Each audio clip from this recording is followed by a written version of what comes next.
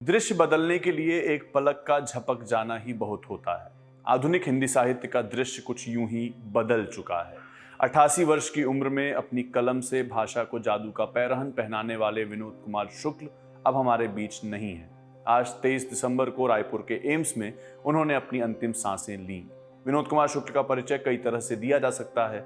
इस तरह से भी कि उन्होंने हिंदी साहित्य को 10 कविता संग्रह, 6 कहानी संग्रह और 6 उपन्यास दिए। इस तरह से भी कि उनकी किताब दीवार में एक खिड़की रहती थी ने साहित्य अकादमी से लेकर ज्ञानपीठ जैसे पुरस्कारों की शोभा बढ़ाई। लेकिन साहित्य विनोद कुमार शुक्ल को इन आंकड़ों से याद नहीं रखेगा। साहित्य उन्हें याद रखेगा इसलिए कि उन्होंने भाषा को धीरे बोलना सिखाया, कि उन्होंने कविता में शोर नहीं सांस रखी, और कि उन्होंने लिखना इस तरह सिखाया जैसे कोई चुपचाप किसी कमरे में रोशनी रख दे। क्रिटिक और राइटर हैं सुकृता पॉल कुमार। उनके बारे में लिखते हैं कि to read him is to learn a new grammar of attention. Vinod Kumar Shukla हमें देखने का व्याकरण सिखाते हैं। उनकी दुनिया बड़े हादसों से नहीं बनती, बल्कि बनती है ताले से, पत्ते से, घिसे हुए जूतों से, उस टिन की छत से जो बारिश को याद रखती है। वे हमें दोबारा देखना सिखाते हैं। वे हमें वो सुनना सिखाते हैं जिसे हम हमेशा छोड़ देते हैं। वे बताते हैं कि दुनिया घटनाओं से नहीं, उन छोटे छोटे अंतरालों से बनी है जहां हम अक्सर रुकते नहीं।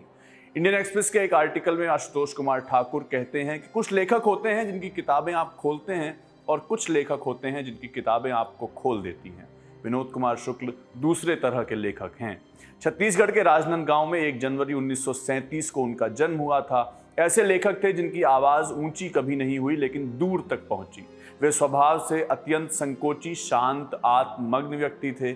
साहित्य मंचों से ज्यादा वे अपने कमरे, अपनी मेज और अपने आसपास की साधारण चीजों में रहते थे। उनका लेखन किसी विचारधारा का शोर नहीं करता, वो मनुष्य की बेचैनी को सहलाता है। निराशा में भी उम्मीद को जबरदस्ती नहीं ठूंसते, बस उसे चुपचाप मौजूद रहने देते हैं। उनका पहला कविता संग्रह लगभग जय हिंद 1971 में आया। हिंदी कविता में एक अजीब सी खामोशी लेकर। कथा साहित्य में नौकर की कमीज एक साधारण आदमी की असाधारण बेचैनी का दस्तावेज बन गई। मणिकौल ने उस पर फिल्म बनाई।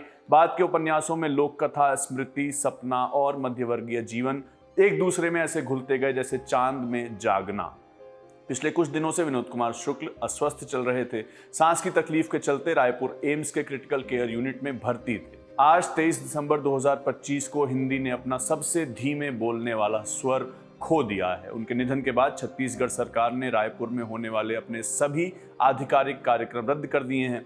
पिछले ही महीने उन्हें हिंदी साहित्य का सर्वोच्च सम्मान ज्ञानपीठ पुरस्कार से नवाजा गया था। लेकिन सच ये है कि विनोद कुमार शुक्ल को पुरस्कारों से ज्यादा हमारी पढ़ने की आदतों ने देर से पहचाना। आज हमारे बीच हिंदी का एक हस्ताक्षर नहीं रहा है। मगर जैसे कहा जाता है कि 2 तरह के रास्ते होते हैं, मौत का अफसोस करना या जिंदगी का जश्न मनाना। ये हम पर है कि हम विनोद कुमार शुक्ल की जिंदगी, उनके साहित्य का जश्न मनाएं। विनोद कुमार शुक्ल हमें ये सिखाकर गए कि कविता का काम चौंकाना नहीं, ठहराना है, कि भाषा का काम बताना नहीं, महसूस कराना है, और कि कभी कभी दृश्य बदलने के लिए पलक का झपक जाना ही बहुत होता है।